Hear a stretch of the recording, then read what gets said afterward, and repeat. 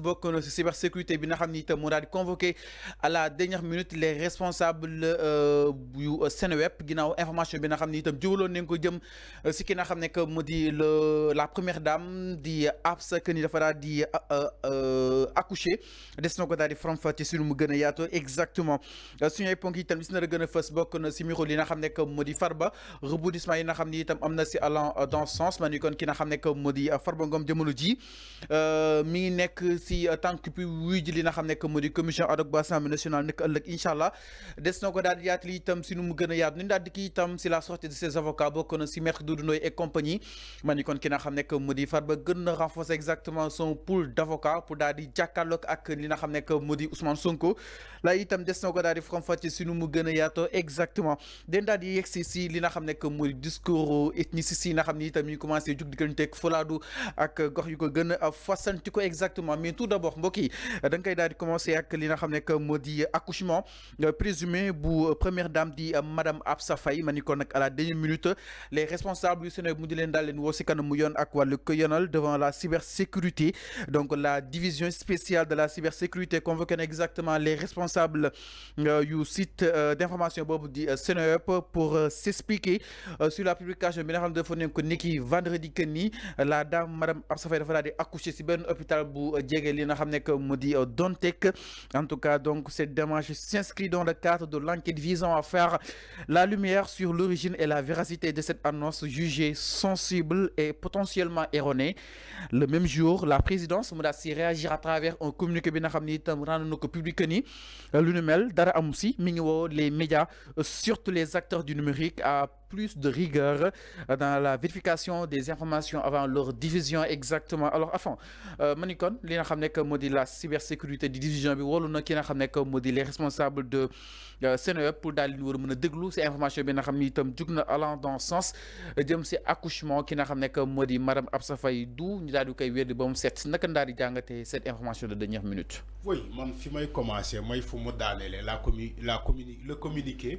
donc fu mu daanelee wax ji mooy maanaam il veille à ce que les médias ñu vérifier l'information avant de la diffuser. Okay. Parce que dafa am solo tey joxe information direct palais. ni que dafa am quelconque accouchement bay ñi di wax ay wax ngénte franchement c'est irrespectueux. C'est irrespectueux de la part de ce média là.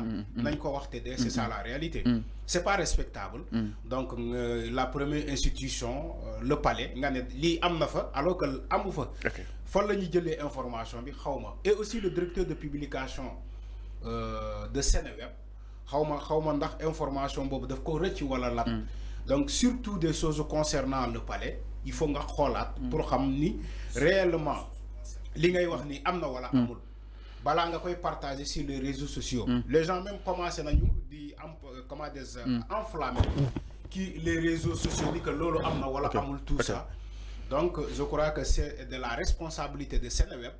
donc suñuy naataangoo lañu mais fan la ñuy amee information bi ak ban source moo leen jox information boobu je crois que loolu c'est à éviter war nañu ko éviter pour la prochaine fois ñu éviter ces informations pareilles di ko diffuser sur les réseaux sociaux alors que yow vérifier ba xam ndax information bi ngay jox askan wi ndax am na wala amul. loolu dafa am solo aussi. chaque jour ñu saaga journalistes yi chaque jour ñu saaga ñu. chaque jour ñu taxé ñu de tous les noms d'oiseaux. mais parce que li information genre yi ñoo tax. information day am rek yow au lieu que nga vérifier information bi. pour leer na ni que information bi nga waaj a joxe am na wala amul. yow nga xëy rek publier ko te réseaux sociaux yi loo xaas ba publier ñoom dinañ ko partager. dañu ko partager diffuser ko donc loolu laa ne c'est normal ñu woo leen la cybersécurité c'est normal mu woo leen pour une série d'explications. Ce n'est rien d'autre.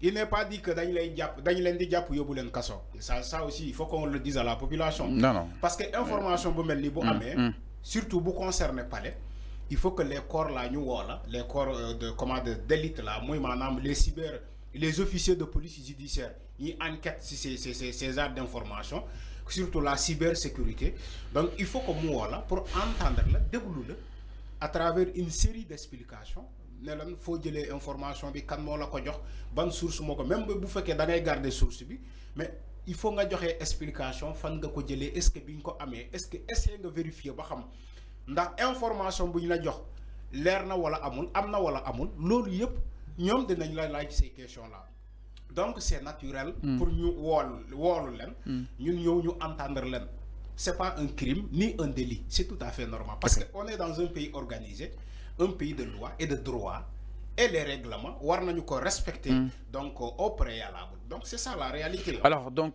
ça veut dire que donc suñu remonté li nga xam ne que moo di mbir yi mu neen si gis ñeneen ñoo xam ne itam peut-être ñi ngi doon si ginnaaw du joxe weeri information. Non man dama jàpp ni que manipulation moo am rek c'est des gens qui voulaient avoir le scoop. non Seneweb site bu crédible la quand même. waxuma ni Seneweb non écoutez il faut pas me dire ce que je n'ai pas dit. Okay. Je ne parle pas pour Seneweb dama ne il y a une information. Ba sonné manipulation da ngay def référence à ñoom. Parce que ñoo ko joxe ils ont été manipulés foofu laa bëgg a wax je ne parle pas de Seneweb c'est-à-dire que Seneweb seen liggéey dañoo war a vérifier information ba ku leen jox information bi da xibaar bu wér la. Ok. Parfois des gens aiment manipuler les médias chaque jour ma wax ko fii. dañ lay jox information bu baaxul pour renier ta crédibilité tey 5 TV tey bu ñu la joxee information da nga ko war a vérifier balaa nga koy diffuser. Tu sais pourquoi? Tu peux avoir même des ennemis supposant que ñoom ñooy say source pour te manipuler yow nga joxe information bu baaxul bokk bu subaa ñu woo la. tëj sa directeur de publication wala tëj média bi à travers une manipulation foofu lay waxee donc Seneweb man dama jàpp ni que ils ont été victimes ndax ki leen jox information bi xam na ni que information bu baaxul la donc Seneweb était victime. a été victime ci information bu man loolu laa jàpp ba keroog ñu joxe seen séance d'explication ba officier de police judiciaire xam information bi fan la jógee fan la senn kan moo ko joxe voilà lii la ñuy xaar ci tey convocation bu ñu leen convoqué mais non pas dañ leen di tëj. Voilà foofu laa bëgg a wax pour ñi ñuy comprendre. Alors da nga wax que ni dañoo nekk ci jamono li nga xam ne que moo di manipulation. Oui. Comment le comprendre? Non, bien sûr on est dans une science de manipulation parce que il y a des politiciens qui veulent avoir une mainmise sur la presse. Bien sûr. Des politiciens qui veulent avoir la mainmise sur la presse. Mais c'est notre travail pour vérifier l'information avant la division concrètement. C'est notre rôle d'aller vérifier cette information. Mais est-ce que si Seneweb avait vérifié l'information, je crois que non. Donc ce qui veut dire que Seneweb n'a pas vérifié l'information là. Qu'il a une information, il est dans la manipulation. De faire de l'information, au que nous am donc temps de vérifier l'information, mais ils ont voulu avoir le scoop, ils ont voulu avoir comment on l'appelle en jargon, l'exclusivité. Ils ont voulu avoir l'exclusivité. Donc moi nous dans une erreur. Mais s'ils avaient pris le soin de vérifier cette information, madame la première dame, la deuxième dame, première dame. Yalla may na ko boppam ba mu am ni mais ñoom defuñu ko comme ñun journalistes yi lu ñëw rek on veut avoir l'exclusivité voilà l'erreur. Bonjour les dégâts nag une information man sama professeur bi ma jàngal journalisme dafay faral di ma ne quand tu reçois une information à travers une source il faut avoir surtout, un journaliste doit être curieux et regarder partout. De creuser. Vérifier tout partout. Creuser partout. Aller vers l'information. Chercher cette information si elle est réelle. C'est mon professeur. L'eau que mettre en place. Mon ami, il a son code de foule. Dinga joxe information bu wérul te bonjour les dégâts. Parce que bonjour les dégâts, un journaliste, chaque jour nous convoquons là pour une diffusion de fausses nouvelles ou la diffamation. Parce que information bien vérifiée ou là. Qui l'a ko jox?